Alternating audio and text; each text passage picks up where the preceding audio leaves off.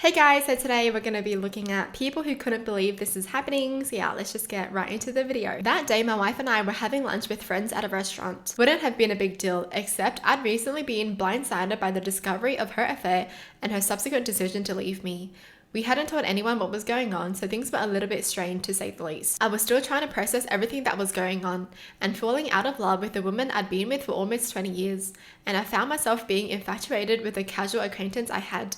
A woman I'd met exactly once for all of an hour. Stupid, I know, but that fantasy of falling in love again, of rebuilding my life with someone new, it was the straw I found myself clinging onto as I drowned in the emotional maelstrom of divorce. So back to the lunch. Everyone is chatting away. My wife and I are doing our best to ignore the 800-pound gorilla that has his arms cozily wrapped around us, when who should walk in but infatuation woman. Turns out she was friends with one of the people at the table, and they said, "Oh, you should join us. Are you sure? Is there room?" Well, okay, I'd love to. Which is how I ended up having lunch with my soon-to-be ex-wife and my soon-to-be future wife. Yo!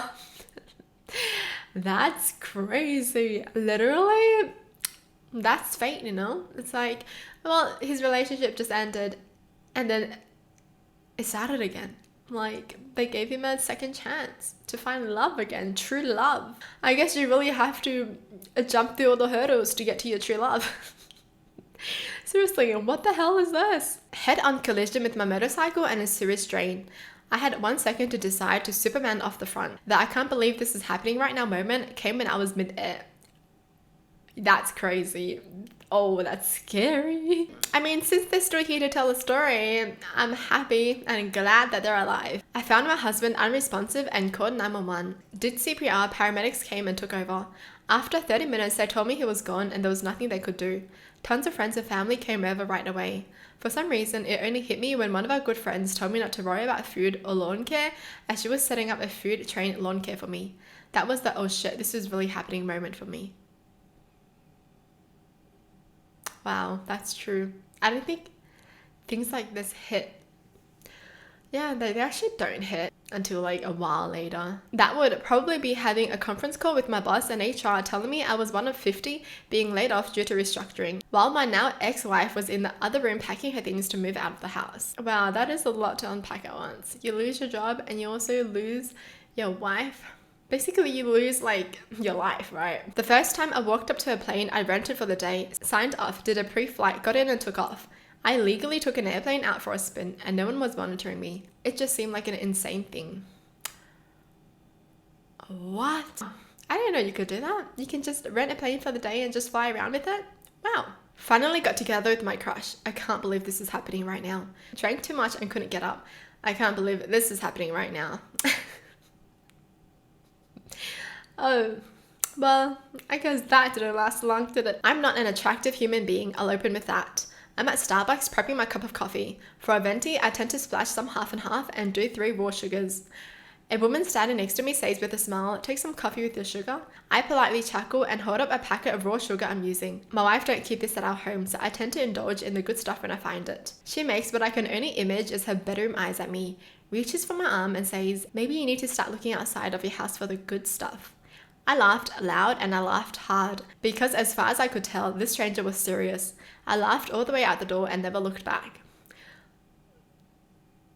Did she try to hint at him that, you know, he can like hit her up? Excuse me, woman, you're literally working. Why are you hitting on a married man? And I love that this guy laughed. He was like, let me just get out of here. I wonder how she felt getting rejected by a married man, and one that's not attractive, as he says himself. I love how he opened it with, "I'm not attractive, but I still rejected this woman. I wonder how she felt." Yes, girl deserved it. The time I got punched by a wild mountain gorilla. Backstory: I was in Uganda, where they sell $500 permits where you can hike into the forest with guides and then spend an hour with the gorillas. If that sounds steep, I believe it's even more now. One of the gorillas in the trip we were going to visit had the name Punchy in the local language because he enjoyed the teenage male game enjoyed by many species of "I hit you, you hit me back." So upon seeing us, he ran towards our group, knocked over one girl, and came to me and hit my gut. Luckily, it was a play punch to see if I was interested, and the guards dragging me away to make sure he wouldn't think I was hurt more. What? This gorilla literally punches people for fun. That's scary. Imagine a gorilla running up to you just to punch you.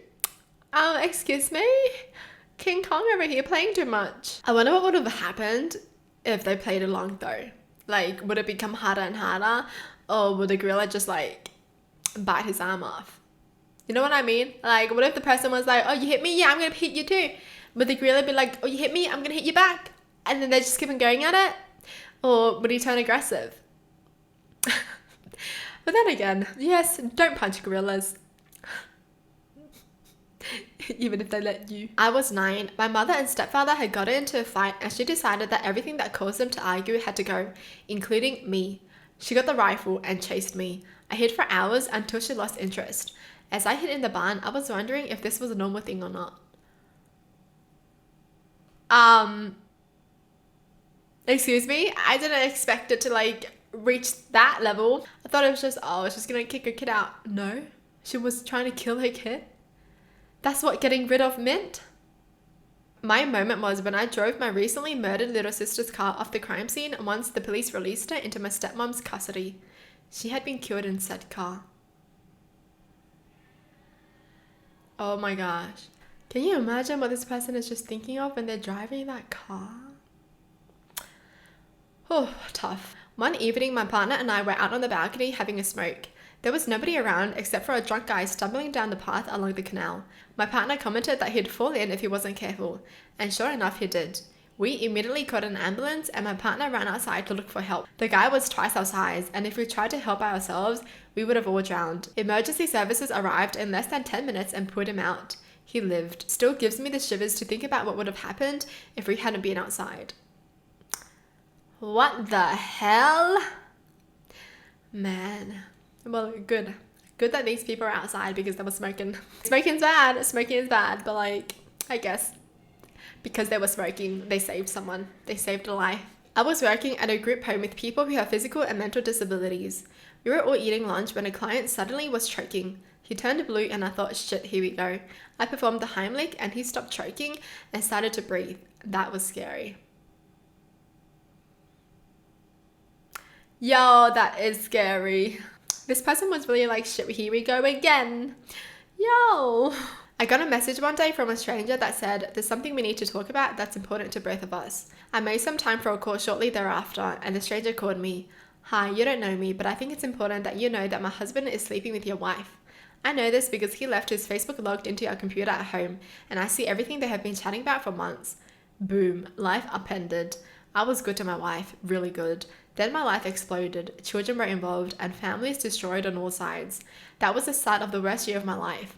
Over the next 6 months, I lost 40 pounds of weight and probably shortened my life by 10 years due to stress. Good news though, it's all good now. It was bound to happen. As I learned later, she was a serial cheater before me, so it's not like it wasn't going to happen at some point.